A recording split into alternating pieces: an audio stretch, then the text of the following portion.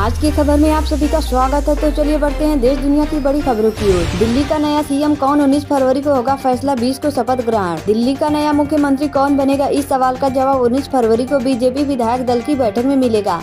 बैठक में नए नेता का चयन किया जाएगा जो दिल्ली के अगले मुख्यमंत्री होंगे। इसके अगले ही दिन यानी 20 फरवरी को रामलीला मैदान में शपथ ग्रहण समारोह आयोजित किया जाएगा। दिल्ली में भूकंप की वजह है धौला कुआं के पास जमीन के भीतर हलचल। दिल्ली में सोमवार सुबह भूकंप के तेज झटकों ने पूरे एनसीआर को हिला दिया। सुबह 5:36 पर आए इस भूकंप का केंद्र राजधानी दिल्ली में ही था। भूकंप का केंद्र दिल्ली में होने का मतलब क्या है, क्या खतरा और बढ़ जाता है। धौला कुआं की झील में था केंद्र, पेड़ भी गिरे, जाने 4 तीव्रता के छोटे भूकंप से भी इतनी तेज क्यों हिली दिल्ली। दिल्ली एनसीआर में आज सुबह भूकंप के तेज झटके महसूस किए गए, लेकिन लोगों को इस बात ने हैरान कर दिया कि झटकों का केंद्र भी दिल्ली में ही था। इस पर डॉक्टर ओपी मिश्रा ने बताया कि धौला कुआं के पास झील पार्क इसका केंद्र था और यहाँ पहले भी भूकंप आ रहा था।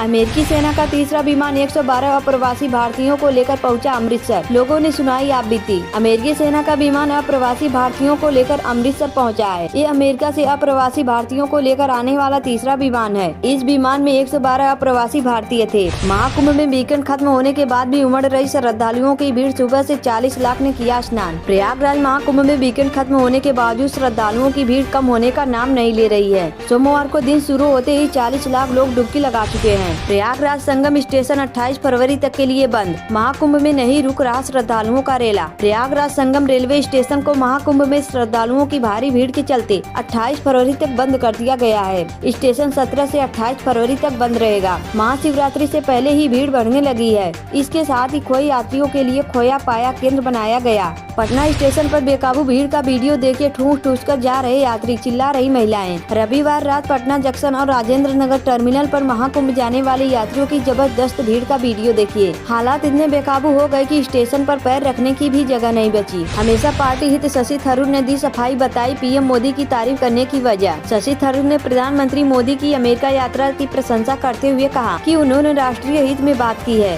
पार्टी हित में नहीं। उन्होंने यात्रा के सकारात्मक परिणामों की सराहना की। पीएम मोदी से ट्रम्प की ऐसी क्या बात हुई, चुनाव में विदेशी फंडिंग पर चल गया हथौड़ा, बांग्लादेश क्यों बिलबिलाया। प्रधानमंत्री नरेंद्र मोदी की अमेरिका यात्रा के 3 दिन के भीतर अमेरिकी कार्य दक्षता विभाग ने भारत के चुनाव में मतदाता भागीदारी के लिए $2.1 करोड़ की फंडिंग रोक दी। एलन मस्क के नेतृत्व में यह विभाग सरकारी खर्चों में कटौती कर रहा है। इस निर्णय पर बीजेपी ने प्रतिक्रिया दी और इसे विदेशी हस्तक्षेप बताया। कराची लाहौर स्टेडियम में भारत का झंडा नहीं, चैंपियनशिप ट्रॉफी से ठीक पहले पाकिस्तान की ऐसी घटिया करतूत। कराची स्टेडियम में आयोजित होने वाले चैंपियंस ट्रॉफी के लिए भारतीय झंडा गायब है। भारतीय टीम ने पाकिस्तान जाने से इनकार कर दिया है और सारे मैच दुबई में खेलेगी। रेलवे स्टेशन पर क्यों लिया जाता है प्लेटफॉर्म टिकट, इससे कितनी होती है कमाई। भारतीय रेलवे की आय प्लेटफॉर्म टिकट, यात्री किराए और माल ढुलाई जैसे स्रोतों से होती है। मैं भगवान से प्रार्थना करती हूँ। दिल्ली एनसीआर में भूकंप के बाद सुरक्षा मांग रहे आतिशी केजरीवाल। दिल्ली की कार्यवाहक सीएम आतिशी की पोस्ट को एक्स पर रिशेयर करते हुए उन्होंने कहा, मैं सभी की सुरक्षा के लिए प्रार्थना करता हूँ। ट्रेन के डिब्बे की तरह हिलने लगा घर, भूकंप से लोगों में दहशत। दिल्ली एनसीआर में सुबह भूकंप के झटके महसूस किए गए। उत्तर भारत में 2.5 घंटे में दूसरा बड़ा भूकंप। दिल्ली के बाद अब बिहार में भी कांपी धरती। सोमवार सुबह बिहार के सिवान में रिएक्ट पैमाने पर 4.0 तीव्रता का भूकंप आया, जिसका केंद्र जमीन से 10 किलोमीटर की गहराई पर था। एलओसी पर पाकिस्तान की ओर से गोलीबारी, भारतीय सेना ने सिखाया सबक। गोलीबारी के पीछे पाकिस्तान सेना थी या घुसपैठ करने के मौके की तलाश कर रहे थे। जंगल में छिपे आतंकियों ने गोलीबारी की। 66 घंटे हथकड़ी और जंजीरों में बंद कर अमेरिका से अमृतसर पहुंचे भारतीय। 15 दिन से ब्रश तक नहीं कर सके थे। अमृतसर एयरपोर्ट पहुंचे दूसरे जत्थे में शामिल लोगों ने बताया कि डिटेंशन सेंटर से भारत पहुंचने तक उनके हाथों में हथकड़ी और पैरों में बेड़ियां थी।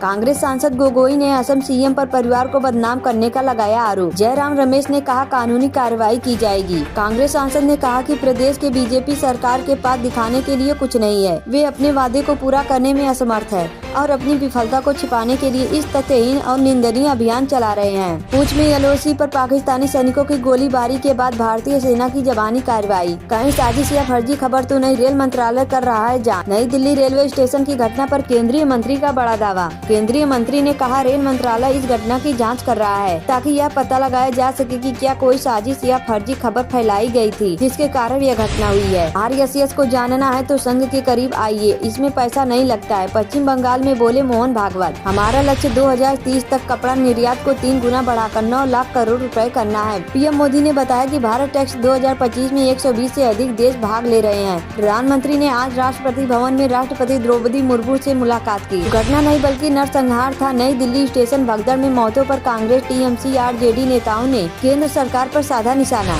धांधली हुई है। बीपीएससी अभ्यर्थियों के समर्थन में उतरे खान सर, सरकार को दे डाली चेतावनी। सर अंदर जाने दीजिए, कुछ मिनट लेट हुए तो 10वीं के एग्जाम में नहीं मिली एंट्री। बिहार में लड़कियों का रो रो कर बुरा हाल।